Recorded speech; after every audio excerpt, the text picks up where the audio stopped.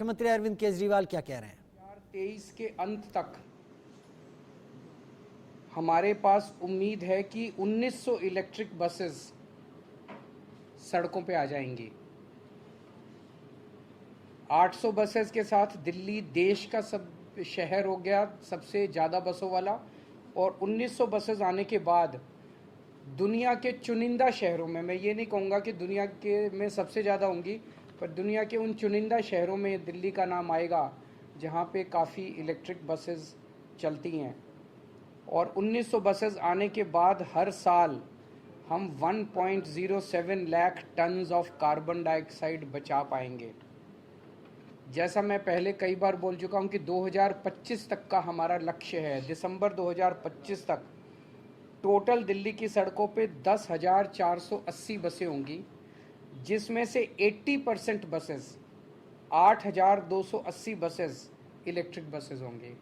ये एक बहुत एम्बिशियस टारगेट है और ये किसी भी क्रांति से कम नहीं है कि आज हम 2023 में बैठे हैं, लगभग 2.25 साल के बाद हमारे पास 8,280 इलेक्ट्रिक बसेस होंगी, और जो कि 80% ऑफ द फ्लीट जो है वो जबकि अभी 800 बसें हैं, 800 से 8,000 10 टाइम्स बसें हम 2.5 साल के अंदर 2.25 साल में ले जाएंगे। ये बसें ज़ीरो पोल्यूशन करती हैं। एक सिंगल चार्ज पे 225 किलोमीटर चलती है बस। सो एक बार अगर चार्ज हो जाए तो लगभग पूरा दिन उसका काम चल जाता है। सारी बसेस एयर कंडीशनड हैं और इसमें डिफरेंटली एबल्ड लोग जो हैं उनके लिए रैंप है, और अगर ज़रूरत पड़े तो पूरी की पूरी बस भी नील कर जाती है किसी भी डिफरेंटली एबल्ड आदमी को ऊपर चढ़ाने के लिए। स्टेपलेस बोर्डिंग है क्योंकि लो फ्लोर बसेस हैं, जिससे लोगों को सहूलियत होती है। हर बस में 3-3 सीसीटीवी कैमरे हैं और महिलाओं की सुरक्षा के लिए पैनिक बटन्स हैं। कंट्रोल रूम के साथ हर बस का 2 वे कम्युनिकेशन है, और हर बस में जीपीएस यूनिट है उसकी लाइव ट्रैकिंग करने के लिए बस की, और डिस्क ब्रेक्स हैं, fire detection and suppression system है। आज की डेट में टोटल अभी बसें आई हैं, लेकिन कई बसेस जो हैं वो अपनी उनकी लाइफ पूरी हो गई थी, वो रिटायर भी हो गई हैं। आज की डेट में टोटल 7,135 बसें बची हैं दिल्ली में, जिसमें से 800 ई बसेस हैं और 6,335 जो हैं वो सीएनजी की बसेस हैं। इसके थोड़े से फाइनेंशियल्स के बारे में बता देता हूँ, काफ़ी कन्फ्यूजन चल रहा था। 921 बसें हमें केंद्र सरकार की 921 बसों पे सब्सिडी मिल रही है। हर बस पे 45 लाख रुपए की लगभग हमें सब्सिडी मिलेगी, और 921 बसों पे मिला के 417 करोड़ रुपए की सब्सिडी मिलेगी। हर बस की लाइफ जो है वो 12 साल है। तो टोटल खर्चा 921 बसों पे टोटल खर्चा 4,091 करोड़, लगभग 4100 करोड़ का खर्चा आएगा, जिसमें से 417 करोड़ रुपए केंद्र सरकार से मिलेंगे। 10% केंद्र सरकार से मिलेंगे, बाकी 90% जो है वो दिल्ली सरकार खर्च करेगी। तो 8,200 बसों का जो हमारा टारगेट है, उसमें से 900 ये और 300 बसें पहले, 1,200 बसें हमें केंद्र सरकार की सब्सिडी से मिलेगी, और बाकी सारी बसेस हम अपने पैसे से लाएंगे। हमारी तो केंद्र सरकार से गुजारिश है कि जैसे इन 1,200 बसों पे सब्सिडी दे रहे हो, बाकियों पे भी सब्सिडी अगर दें तो अच्छा रहेगा। हम उनका शुक्रिया अदा करते हैं कि इन बसों पे भी दे रहे हैं, औरों पे भी देंगे, हम उम्मीद करते हैं। केवल बसें खरीदने से काम नहीं चलेगा, इसके लिए पूरा इंफ्रास्ट्रक्चर तैयार करना पड़ता है, क्योंकि अलग किस्म के बस डिपो बनते हैं जहाँ पे रिचार्जिंग होती है। तो अभी तक हम 182 करोड़ रुपए खर्च करके 1,500 ई बसेस का हमने खड़े करने का डिपोज का वो इंफ्रास्ट्रक्चर तैयार कर लिया है। ये जो आज 400 ई बसेस आई हैं, ये टाटा मोटर्स की हैं, और ये मायापुरी, नेहरू प्लेस, रोहिणी 1, रोहिणी 2 और बंदा बहादुर मार्ग डिपो से चलेंगी। इसके अलावा 3,980 बसेस जिनमें जीरो सब्सिडी है, उसका भी ऑलरेडी कॉन्ट्रैक्ट अवार्ड हो चुका है और वो भी जल्दी आना चालू हो जाएंगी। तो एक तरह से दिल्ली के अंदर इलेक्ट्रिक बसेस में कन्वर्जन की एक तरह से क्रांतिकारी कदम उठाए जा रहे हैं। और 2 साल के अंदर हम दुनिया के नक्शे पे होंगे जहाँ सबसे ज़्यादा बसें दिल्ली के अंदर होंगी। अगर इस पे आपके कोई प्रश्न है तो सर आपने कहा कि अभी केंद्र सरकार ने 10% बोल दिया, बीजेपी का ये कहना है कि ज़्यादातर केंद्र सरकार दे रही है और आप लोग इसका श्रेय ले रहा है। सारा श्रेय उन्हीं को और सारी मेहनत हमारी, सारा, मैं तो हमेशा ही कहता हूँ सारा श्रेय उन्हीं का। सर एक और इम्पोर्टेंट सवाल है, इंडिया और भारत को लेकर ये कहा जा रहा है कि जो स्पेशल सेशन है उसमें प्रस्ताव लाया जाएगा, इंडिया का नाम बदलकर भारत किया जाएगा और कुछ निमंत्रण भी राष्ट्रपति की तरफ से आज में पूरे मामले को सर आप कैसे देख रहे हैं, क्योंकि तरह तरह की चर्चा हो रही है सेशन में रिपब्लिक ऑफ इंडिया की जगह भारत देखा जाता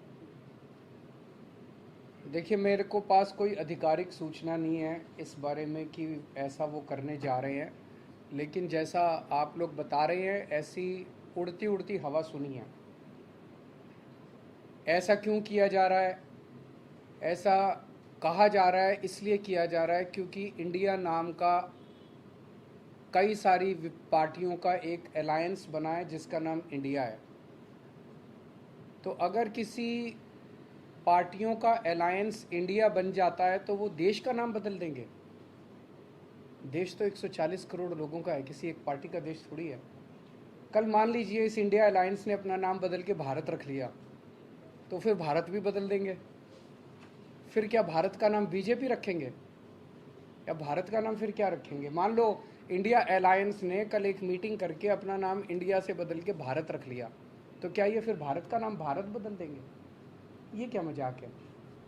देश है भाई, देश इतने हजारों साल पुराना भारत देश है, इतनी बड़ी पुरानी संस्कृति है, इतना पुराना हमारा देश है, उसका नाम इसलिए केवल बदल के रखा जा रहा है क्योंकि इंडिया अलायंस बन गया और बीजेपी को ये लग रहा है कि थोड़े बहुत 4 वोट इनके कम हो जाएंगे इंडिया अलायंस बनने से, तो वोट कम हो जाएंगे इसलिए भारत का नाम बदल दो। ये तो देश के साथ गद्दारी है। मतलब पार्लियामेंट पैनिक बटन मतलब दब चुका है। ऐसा लगता है कि जो असर पैदा हुआ है, देखिए इंडिया अलायंस का के लिए जो इनका रिस्पॉन्स है उससे लगता है कि बहुत ज़्यादा बौखलाए हुए हैं, बहुत ज़्यादा बौखलाए हुए हैं।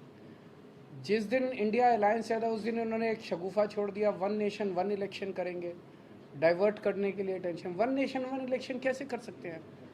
1 नेशन 1 इलेक्शन से जनता को क्या फ़ायदा है कि मतलब मैं अगर आपको कहूँ 1 नेशन 1 इलेक्शन करेंगे, कोई फ़ायदा होगा आपको? आपके परिवार को कोई फ़ायदा होगा? बच्चों को कोई फ़ायदा होगा? कोई महंगाई कम हो जाएगी, बेरोजगारी कम हो जाएगी 1 नेशन 1 इलेक्शन का?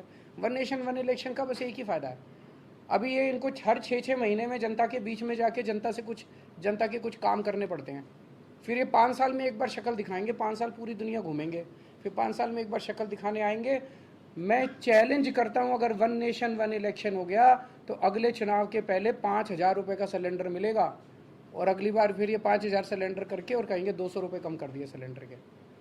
तो ये बेसिकली काम नहीं करना चाहते, 5 साल काम नहीं करना चाहते, 5 साल मटर गश्ती करेंगे और फिर 5 साल में एक बार आके और फिर कहेंगे कि अब कृषि भूमि के रेट जो बढ़ा के सबसे रेट भेजे गए थी, उसमें एलजी साहब ने कुछ क्वेरीज लगा के भेजी हैं, जो भी उनकी क्वेरीज हैं हम उनका जवाब दे देंगे। सर बसेस का मुद्दे में चूंकि हम बात कर रहे थे, एक बहुत महत्वाकांक्षी योजना है मोहल्ला बसेस की, जिसके ऊपर काफी काम चल रहा था, लेकिन अभी जो ये पहले उसको हटाए जाने की वजह से जो आपकी योजनाओं पे असर पड़ा है उसमें वो भी शामिल है। तो मैं आज ही इनसे बात कर रहा था, मुझे लगता है हफ्ते 10 दिन के अंदर इसको लॉन्च करेंगे, हम बहुत जल्दी लॉन्च करने जा रहे हैं। सर एक बहस सनातन को लेकर भी जुड़ी हुई है, जिस पर ये कहा जा रहा है कि इंडिया दल के जो लोग हैं वो चुप्पी खा गए, बीजेपी आरोप लगा रही है, इस पर आप मुझे ये मैं भी सनातन धर्म से हूँ, ये भी सनातन धर्म से, आप लोग भी, आप में से भी कई लोग सनातन धर्म के होंगे।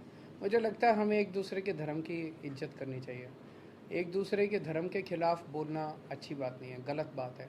एक दूसरे के, सबको एक दूसरे के धर्म की इज्जत करनी चाहिए।